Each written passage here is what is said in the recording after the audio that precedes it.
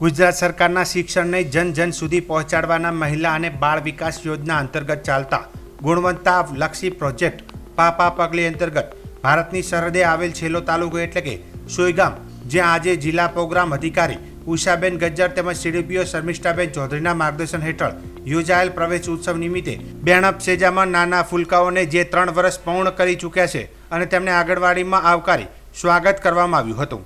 આ પ્રસંગે બેણપ 1 થી 7 આંગણવાડી કાર્યકર તેડાગર બહેનો, 3 થી 6 વર્ષના નાના ફૂલકા તેમજ વિશેષમાં બહોળી સંખ્યામાં વાલીગણો ઉપસ્થિત રહ્યા હતા. આજના કાર્યક્રમમાં વિશેષ અતિથિ તરીકે બેણપ ગામના ઉત્સાહી સરપંચ પરાગભાઈ તેમજ ભણસાળી ટ્રસ્ટના મેનેજર રઘુભાઈ, ગામની માધ્યમિક શાળાના આચાર્ય CRC, શાળાના આચાર્ય આરોગ્ય અધિકારી ઉપસ્થિત રહી અતિથિશ્રીના હસ્તે ફૂલકાઓને યુનિફોર્મ તેમજ પાણીની બોટલ ગિફ્ટ આપવામાં આવી હતી.